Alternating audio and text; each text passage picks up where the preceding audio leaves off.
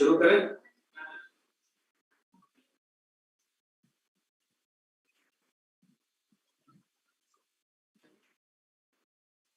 شاذی شروع کریں.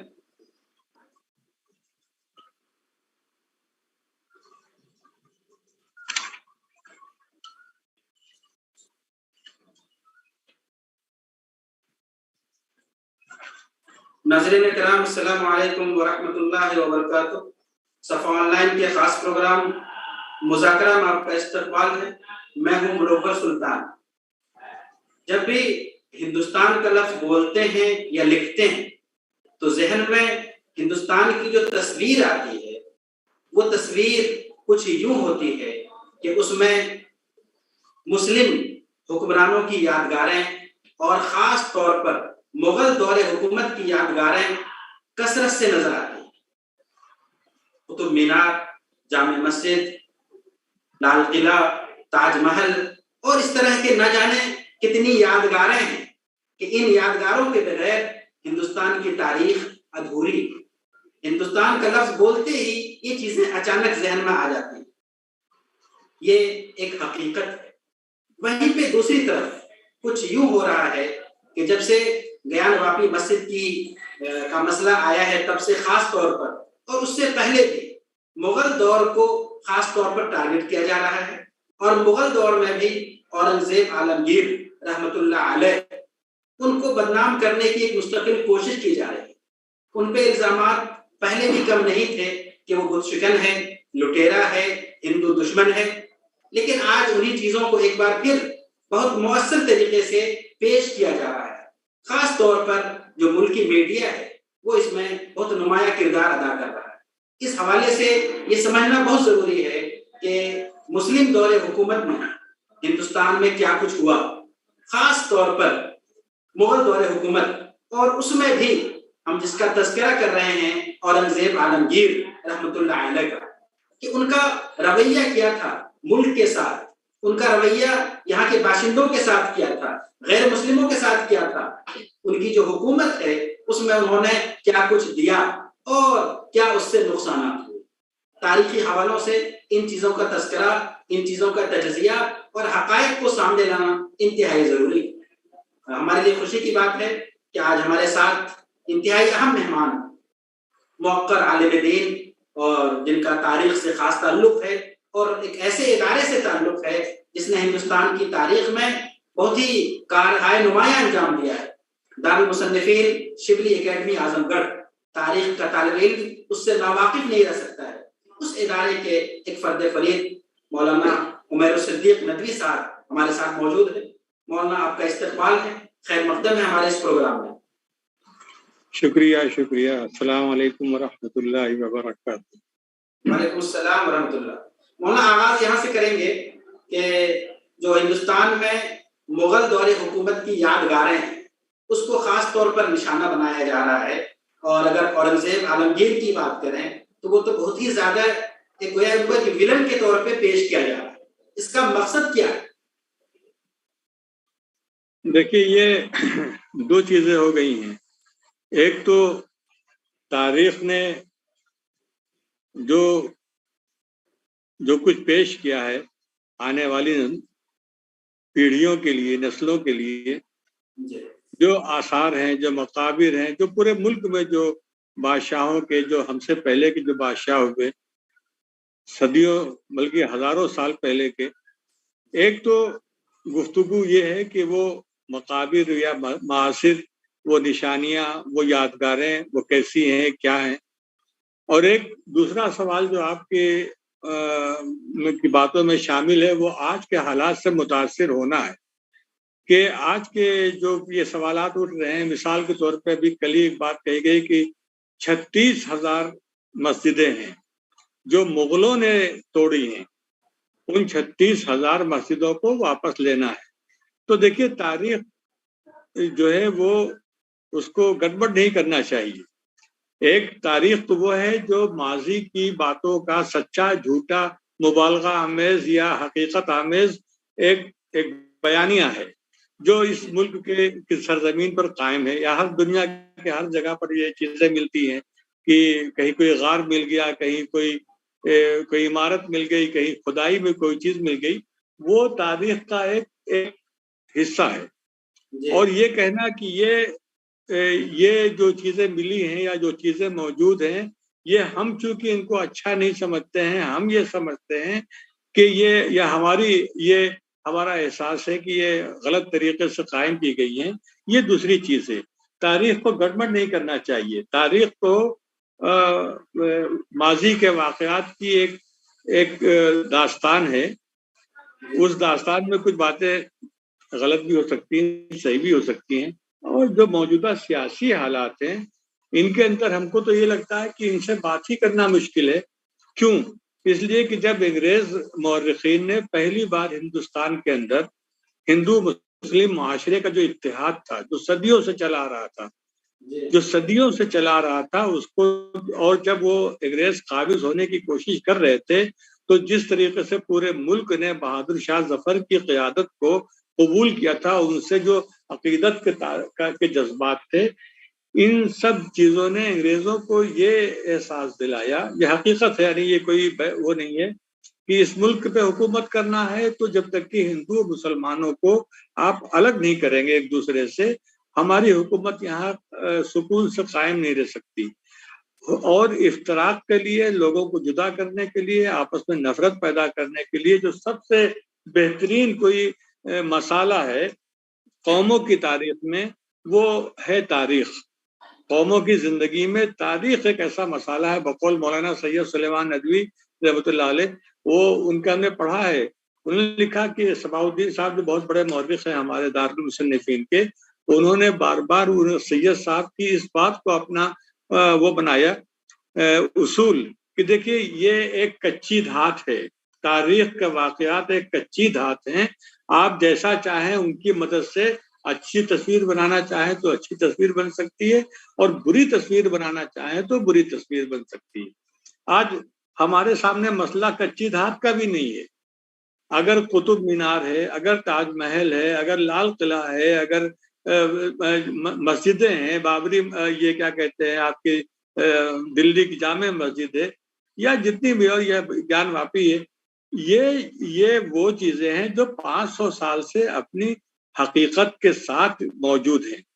کبھی کسی نے ان پر، انگریزوں سے پہلے کسی نے اس میں کوئی شبہ بھی پیدا کرنے کی کوشش نہیں کی.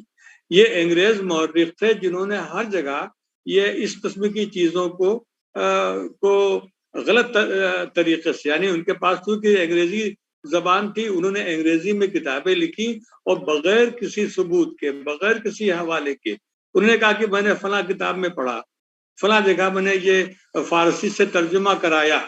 اب وہ فارسی کی کتاب کیا ہے، ترجمہ کیا ہے، اور انہی چیزوں کو ہمارے جو ان کے زیر اثر جو مورخین تھے ہندوستانی، مثال کے طور پہ سر مجومدار جیسے مثال کے طور پہ بہت بڑے مورخ ہیں، انہوں نے بالکل انہی چیزوں کو لے کر ان کو ایک حقیقی اور واقعی روپ میں پیش کر کے اپنی قوم کے سامنے یوں پیش کیا کہ یہ اتنا بڑا ظلم ہوا ہے کہ لگتا ہے کہ مسلمانوں نے صرف یہ کام کیا کہ جہاں جہاں پر بھی بستیاں تھیں، یا پرانی عمارتیں تھیں، یا پرانے قلعے تھے، یا پرانی عبادت گاہیں تھیں، ان سب کو توڑنے کا کام صرف مسلم حکمرانوں نے کیا. اور خاص طور سے اس میں سیاسی مصلحتوں کی بنا پر اورنگزیب کا نام بہت لیا گیا کہ اورنگزیب نے یہ کیا، وہ کیا. تو یہ ہے آج کے حالات میں ہم یہ سمجھتے ہیں کہ لوگوں کے سامنے تاریخ کی سچائیوں کو بیان کرنا یہ بے سود عمل ہے. یہ باتیں ہم کس سے کہیں کہ گیان واپی میں کو کیوں توڑا گیا؟ تو اگر وہاں مندر تھا، مان بھی لیجئے مندر تھا جیسے کہ یہ کہتے ہیں، تو کیوں توڑا گیا؟ اگر توڑا بھی اورنگزیب نے تو جو واقعات لکھے ہوئے ہیں کہ بھائی وہ اورنگزیب پہ تو قیام 15 کلومیٹر دور تھا، بنارس سے 15 کلومیٹر دور تھا ان کی فوج کے ساتھ. ان کے ساتھ بہت سے وہ تھے ہندو راجے مہاراجے تھے، ان کی رانیاں تھیں. ان رانیوں میں سے کئی نے یہ کہا، خواہش ظاہر کی کہ ہم کاشی وشناتھ مندر میں جا کے پوجا کریں گے. وہاں گئی، اس میں سے ایک رانی جو ہے وہ غائب ہو گئی، نہیں آئی. تو معلوم یہ ہوا کہ صاحب تو یہ معلوم ہوا کہ اس رانی کا اغوا کیا گیا، اور اس کے ساتھ جو ہے غلط فعل کر کے اس کو مار دیا گیا. اس پر ان رانیوں نے اور ان کے جو شوہر تھے ہندو راجے مہاراجے تھے انہوں نے کہا کہ صاحب یہاں سزا ملنی چاہیے, یہیں کے لوگوں کا کام ہے. تو جب وہاں پر یہ فوجی کارروائی ہوئی اس کو پانے کی تو لاش تو مل گئی, لیکن یہ بھی پتا چلا کہ اس میں مندر ہی کے لوگ شامل تھے. تو ہندو راجاؤں نے یہ اصرار کر کے اورنگزیب سے کہا کہ صاحب ان کو سزا ملنی چاہیے, یہ مذہب کے نام پہ دھرم کے نام پہ یہ اس قسم کی بدعنوانی کرتے ہیں, ان کو یہاں سے ہٹا دیا جائے.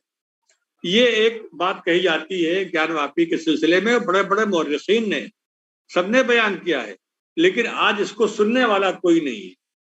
آج آپ لاکھ کہتے رہیے, ان کا کہنا یہ ہے کہ نہیں وہ تو دشمنی تھی, اور یہ کہنا بھول جاتے ہیں کہ اسی کاشی وشناتھ پہ نام فرامین آج بھی موجود ہیں جہاں پورے گاؤں ان کو دیے گئے اورنگزیب کی طرف سے. اور شاید ہندوستان میں مسجدوں کو اتنی جاگیریں نہیں ملی جتنی اورنگزیب نے مندروں کو جاگیریں دی, اور احکام جاری ہیں. ابھی ہم نے ابھی پڑھا کہ اسی سلسلے میں تو اس میں کسی نے شکایت کر دی اورنگزیب سے کہ ابو الحسن نام کا جو وہاں کا ذمہ دار ہے بنارس کا, اس نے جو ہے وہ کچھ ہندوؤں اور برہمنوں کے ساتھ ظلم کیا ہے, زیادتی کی ہے.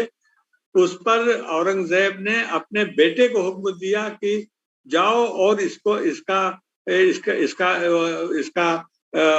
وہ تحقیق کرو معاملے کی, اور فرمان جاری کر دیا اگر کسی بھی برہمن کو, کسی بھی پنڈت کو ذرا بھی ستایا تو اس کے خلاف سخت کارروائی ہوگی, اور کارروائی کی انہوں نے. اس قسم کی چیزیں تاریخ کے اوراق میں سب محفوظ ہیں. ہمارے سامنے بھی کتنی کتابیں رکھی ہوئی ہیں, ہم ان کو پڑھ کے سنا نہیں سکتے ہیں, لیکن جو سچائیاں ہیں وہ تاریخ کے صفحات میں ہیں. بڑی بحث ہوئی کہ اورنگزیب مغل حکومت کا زوال اس لیے ہوا کہ اورنگزیب کی جو کٹر پالیسیاں تھیں ہندو دشمن, اس کی وجہ سے. اب دیکھیے آپ نے ابھی بات کریں گے, آپ نے کہا تھا کہ شیوا جی کا معاملہ اسی میں آتا ہے. اب شیوا جی کی پوری تاریخ پڑھ جائیے تو کہیں پر بھی ایک بھی بات کا کوئی جواب دے نہیں سکتا ہے کہ وہاں سوائے اورنگزیب نے اس کے ساتھ اچھا سلوک کرنے کے, بار بار معاف کر دینے کے اور کوئی کام نہیں کیا, لیکن آج ان کو سب سے بڑا دشمن بتایا جاتا ہے. تو یہ دیکھیے تاریخ کی سچائی اپنی جگہ پر ہے, لیکن ہم جس دور سے گزر رہے ہیں یہاں تاریخ نام کی کوئی چیز, اس کی سچائی اور واقعیت پر کوئی اعتبار نہیں رہ گیا ہے. اب تو یہ ہے کہ جو ہم کہیں گے وہی تاریخ ہے, اور یہ اقتدار کا, اور جو آپ جانتے ہیں کہ جب فاسسٹ طاقتیں ہوتی ہیں وہ کسی اخلاقی اس کا پاس نہیں رکھتی ہیں, ان کے لیے تاریخ کچھ نہیں ہے. اور ہم نے ایک جگہ لکھا بھی ہے کہ جو قوم ناٹکوں کے ذریعے سے اپنے تاریخ کو جانتی ہو تو ناٹک میں تو کردار بدلا کرتے ہیں, جو کچھ دکھا دیا جائے وہ اس کو حقیقت سمجھتے ہیں. اس لیے اس وقت سب سے بڑی جو ہم سب کے لیے, جو ہم سب یہاں بیٹھے ہوئے ہیں, ہمارے لیے لمحہ فکریہ یہ نہیں ہے کہ کو کیا ثابت کیا جائے, قوت الاسلام کو کیا ثابت کیا جائے, اور تاج محل کو کیا ثابت کیا جا رہا ہے. یہ تو ایک فاسسٹ طاقتوں کا ایک اصول ہے کہ وہ اپنی احساس کمتری میں مبتلا ہو کے وہ ہر بازی کی ہر بڑی یادگار کو اپنے نام سے موصول کرنا چاہتے. یہ ایک اصولی ان کی ایک ہے بات. ہمارے سامنے سب سے بڑا مسئلہ یہ ہے کہ ہم اس بات کو کہنے میں کہاں تک کامیاب رہے ہیں. اور جب یہ لکھا جا رہا تھا, کہا جا رہا تھا, اس وقت ہمارے یہاں تاریخ کے ساتھ سنجیدگی کا معاملہ کیوں نہیں ہوئی. ہمارا اصل موضوع یہ ہے کہ ہم جو آج یہ باتیں کرنے پر مجبور ہوئے ہیں تو یہ ایسا نہیں ہے, بے انتہا کتابیں ہیں جو سچائیوں سے بھری ہیں اور جو انگریز اور انگریزوں سے متاثر مورخین کی غلط بیانیوں کا پورا پردہ فاش کر دے رہی ہیں. سوال یہ ہے کہ ان کو بتانے کا کام, یا مخالفین کو نہیں اپنوں کو بتانے کا کام, یہ ہوا کہ نہیں ہوا, یہ سب سے بڑا مسئلہ ہے. تاریخ سے ہم نے چشم پوشی کی ہے, یہ بہت ایک ایک ہم سے غلطی ہوئی. ہم نے تاریخ کی جگہ پر تذکرہ نویسی کو زور دیا اور اشخاص کے حالات کو اقوام کے حالات پر ہم نے ترجیح دی. نتیجہ یہ ہوا کہ ہمارا عام جو قاری ہے، ہمارا عام شہری ہے ہماری قوم کا یا دوسری قوموں کے جو پڑھنے والے ہیں، ان کو ہمارے اشخاص کے بارے میں تو جو باتیں معلوم ہوئی کہ وہ یوں تھے لیکن قوم کی تاریخ سے ہم نے پتہ نہیں کیوں اپنے آپ کو کہیں سے کھسکا لیا. نتیجہ یہ ہوا کہ ایک طرف سے حملے ہوتے رہے اور ہم جو ہے ان حملوں ہی کی تلاش میں رہے، اور اس پہ ہم کو احساس شرم بھی رہا، اور ہم کو کچھ ایسا لگا کہ ہم نے واقعی ہمارے بزرگوں نے کوئی گناہ کیا تھا، کوئی جرم کیا تھا. تو بھائی ایسا ہے کہ جو انہوں نے کیا ہے اس آواز آئی ہے، آواز نہیں آ رہی تھی. جی آ رہی ہے.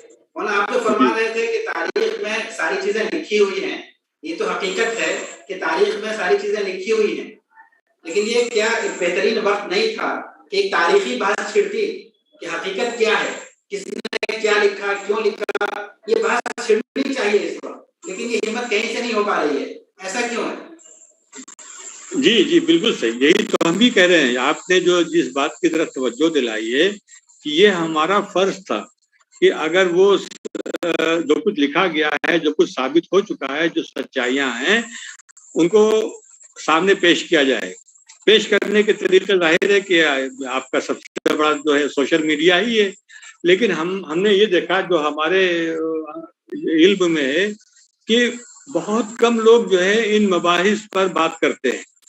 وہ شکوہ شکایت تو کرتے ہیں، ماتم بھی کرتے ہیں کہ صاحب یہ ہو رہا ہے فنا ہو رہا ہے، لیکن یہ نہیں بتاتے ہیں اپنے طور پر اپنے ذرائع ابلاغ سے کہ عوام کو یہ معلوم ہو کہ حقیقتیں کیا ہے.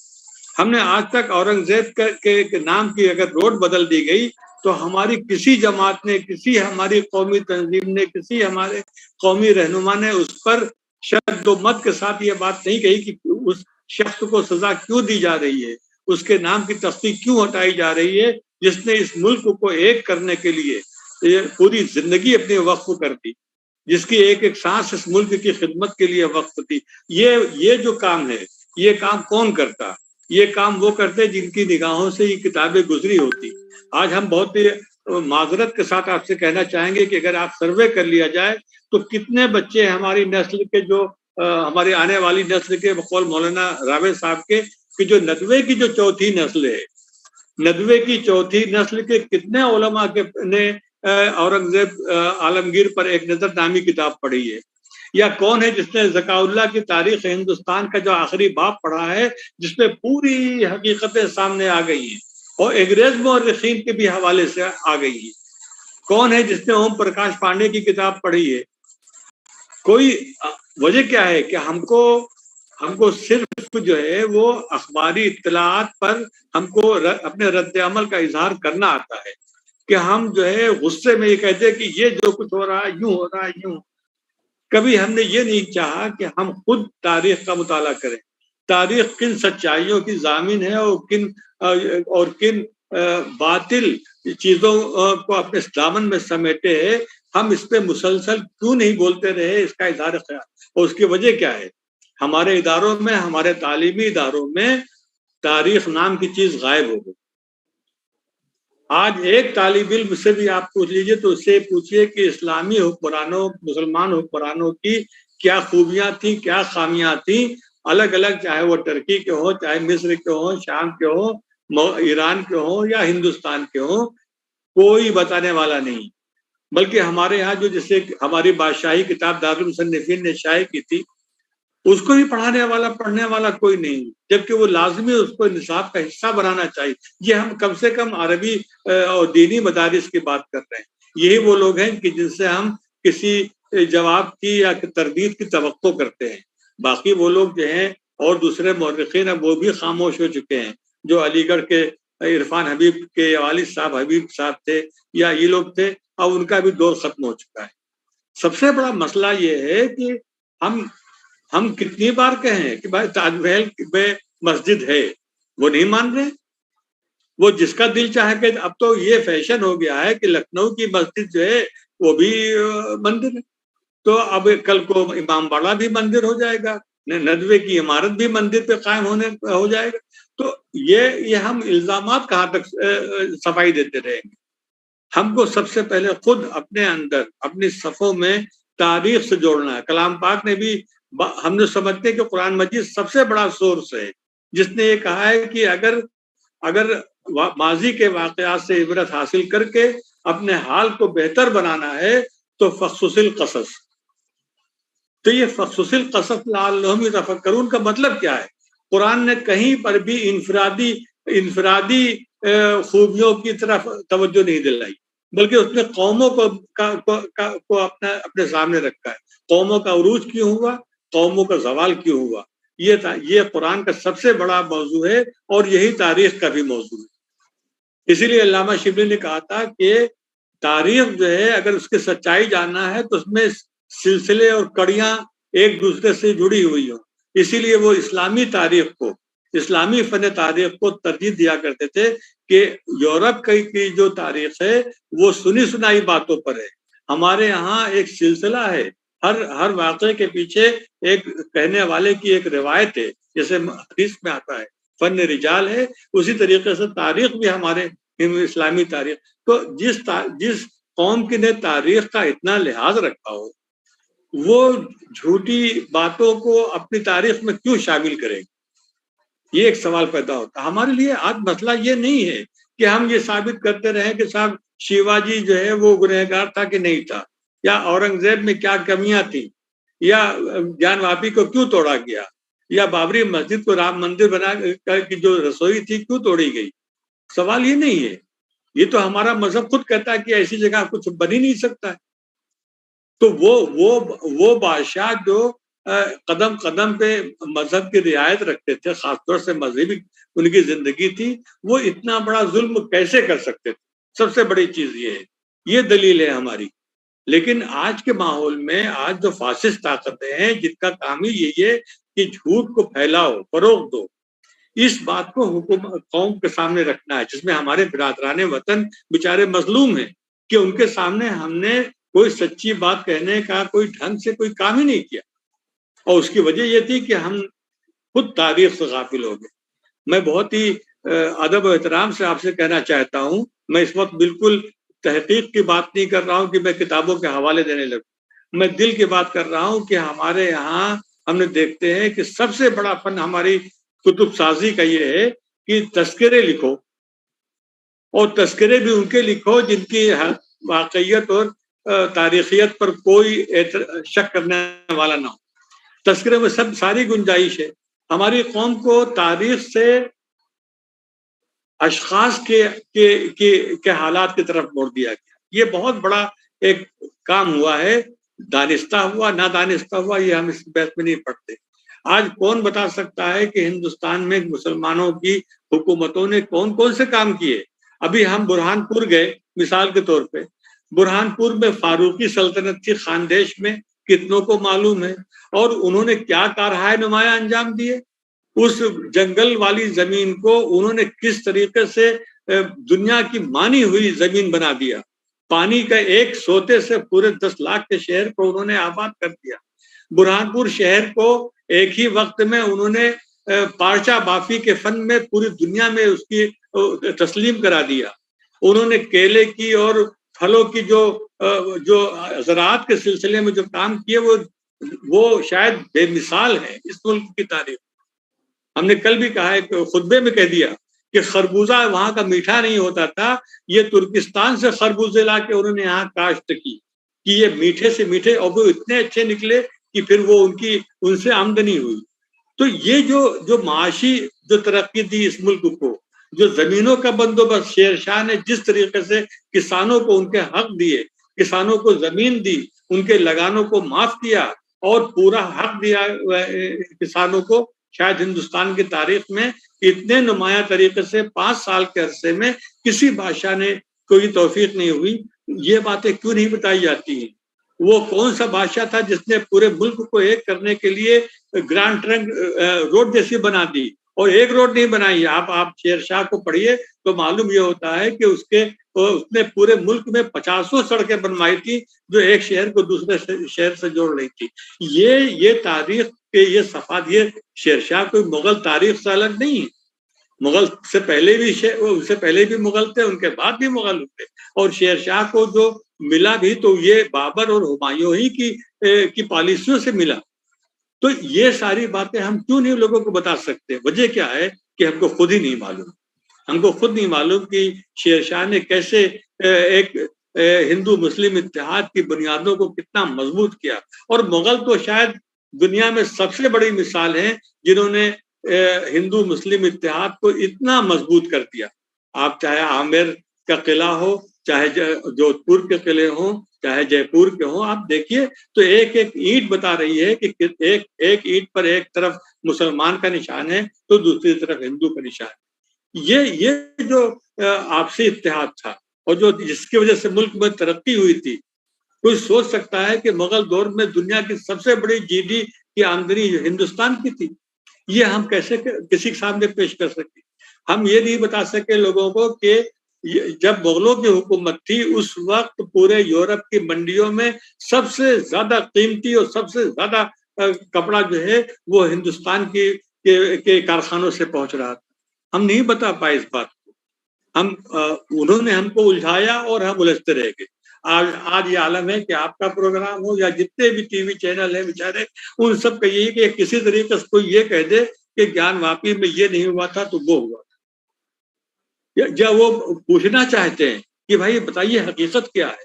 آج ہماری قوم کے بچوں کو، خصوصاً نوجوانوں کو تو کچھ معلوم ہی نہیں، بلکہ 92 کے بعد پیدا ہونے والے بچوں کو تو بابری مسجد کے بارے میں بھی کچھ نہیں معلوم. یہ ہے کیا؟ اس کی وجہ کیا ہے کہ ہم نے اپنے علم سے، اپنے علمی جو دنیا ہے اس سے، تاریخ علوم و فنون میں سے یہ جو تاریخ ہے، جو قوموں کی تاریخ ہے اور جس پر سارا انسانی زندگی کا ہے، اور جس کی طرف قرآن مجید نے ہزاروں بار اشارے کیے ہیں، کم ترکوا من جنات و عیون، یہ اشارے ہیں کہ دیکھو، ان کو دیکھو، تلاش کرو اور عروج و زوال کے اسباب کو تلاش کرو. یہ بہت بڑی اس وقت کی ضرورت یہ ہے کہ آپ کے ذریعے سے بھی ہم کہنا چاہتے ہیں، ہم وہ جس مقصد سے آپ نے یہ بات چیت رکھی ہے ممکن ہے اس سے ہم ہٹ رہے ہوں، لیکن ایک چیز ہے کہ وقت کی ضرورت یہ ہے کہ ہمارا ہر بچہ، خصوصاً وہ بچے جو مدارس کے زیر سایہ ہیں، ان کو خدا کے واسطے بیکار کی اور لاتائل فقہی اور نحوی اور صرفی مباحث سے ہٹ کے ان زندہ موضوعات سے ان کا تعلق قائم کیا جائے. ایک لازمی مضمون ہو. ہم کو ایک صاحب نے گلبرگے میں کہا، دیکھا آپ نے کہ یہ جو 7 مقبرے ہیں 7 بہمنی سلاطین کے، یہاں پر کتے بھی نہیں لوٹتے ہیں، اور ایک مقبرہ ہے حضرت بندہ نواز گیسو دراز کا، یہاں دن رات رونق ہے.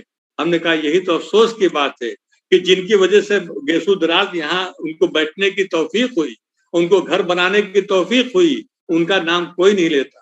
سید صاحب نے ایک بار مولانا ماجد صاحب کو لکھا تھا کہ میرے امن پسند فلسفی دوست، کبھی سوچو کہ اگر تغلق نہ ہوتے تو کیا نظام الدین ہوتے، اگر محمود نہ ہوتے تو کیا فردوسی ہوتے. یہ چیز جو ہے، جو ہماری جو زندگی ہے، جو انسانی زندگی ہے، جس سے ہم اس کو یہ کہہ نہیں سکتے کہ ہمارا اصل معاملہ تو والعاقبۃ للمتقین والا ہے. دنیا میں تو چند روز کے لیے آئے، تو پھر کوئی شکوہ کرنے کی ضرورت نہیں ہے کہ کون عمارت توڑی جا رہی ہے اور کون اپنے نام لکھائی جا رہی ہے. لیکن اگر ہم اس دنیا کے لیے نمونہ بن کے آئے ہیں تو ہم کو بتانا ہوگا کہ ہم نے کیا کیا کیا ہے، اس دنیا پہ کیا احسان کیا ہے. اور خاص طور سے ہندوستان کی جیسے ملک میں، جہاں کی تہذیبی اور معاشرتی اور معیشتی زندگی دنیا کی افسوسناک ترین قوموں کی تصویر پیش کرتی ہے، وہاں پر یہ کیسے ابر کرم بن کے آئے. انہوں نے ایک ایک خطے کو اپنے دل سے سینے سے لگایا. ایک ایک لمحہ یہ مغل تھے، آئے تو پھر واپس نہیں گئے، اور پھر جو بیرونی حملہ آور تھے جس طریقے سے ان سے تحفظ کیا اس ملک کا، وہ ایک لاجواب چیز ہے. لیکن افسوس کی بات یہ ہے کہ ہم نے دوسروں کے لیے میدان خالی کر دیا. وہ جھوٹ کی بنیاد پر ہم پہ حملہ آور ہوتے رہے، ہم پہ نہیں بلکہ تاریخ کی سچائیوں پر، اور ہم جو ہے وہ سب سنتے رہے اور جذباتی تقریریں کرتے رہے کہ ہمارے آباء و اجداد یہ تھے، لیکن ہم نے کبھی حقیقت کو جاننے کی کوشش نہیں کی کہ ہم نے کتنے مندروں کو بسایا ہے. ہم نے ہمارے اوم پرکاش جیسے لوگوں نے جو کتابیں لکھی ہیں اس میں لکھا سینکڑوں ہزاروں مندروں کا نام دے دیا ہے کہ ان کو انہوں نے زمینیں دی، مندر بنوائے. لیکن آج ہم کو معلوم ہی نہیں تو ہم کیسے ان سے کہیں، کیا بتائیں ان کو. تو نتیجہ یہ ہے کہ ہم مدافعت کرتے کرتے اتنے پیچھے ہٹ گئے کہ اب صرف ہم دیوار سے لگ گئے ہیں اور ہم کو جب چاہے تب ہم کو گرا دیا جائے، مار دیا جائے. یہ اس کا افسوس کا وقت نہیں ہے، نہ یہ سب کچھ موجود ہے تاریخ کے صفحات میں، ہر سچائی موجود ہے کہ تاج محل ہے، مقبرہ ہے، قطب مینار ہے. اس کی آیتیں بعد میں کوئی لکھ نہیں سکتا تھا جو اس کی عمارت پر کندہ ہے.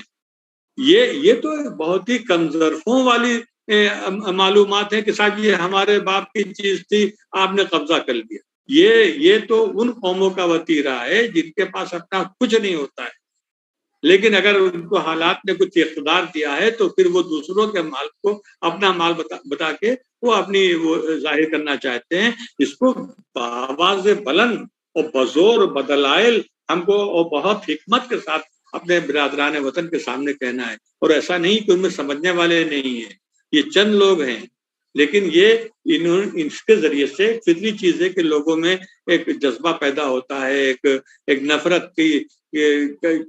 کا احساس پیدا ہوتا ہے. اور یہ ہوتا ہے کہ ان لوگوں نے کیسے ظالم تھے کہ ہمارے مندروں ہی کو نشانہ بنائے. لیکن جب ان سے کہا جائے ثبوت کے ساتھ کہ نہیں ایسا نہیں ہے تو شاید وہ مانے بھی. لیکن اس میں سارا قصور ہمارا ہے.